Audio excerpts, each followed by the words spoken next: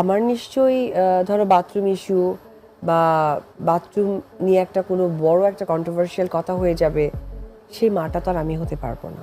আমার পক্ষ থেকে বাথরুমের রানী আবারও আন্টিকে অপমান করলেন বুবলিকে, নিজের আন্টিকে বাজে মন্তব্য অপু বিশ্বাসের।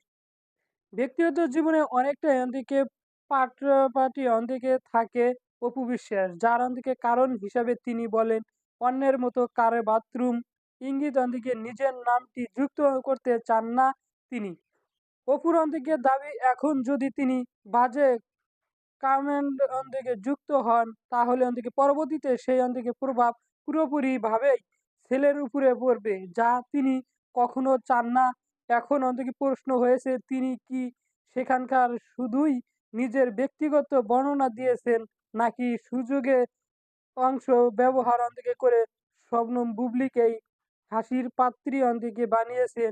সেই প্রশ্ন তোলা অন্যদিকে হয়েছে অপু বিশ্বাসকে নিয়ে।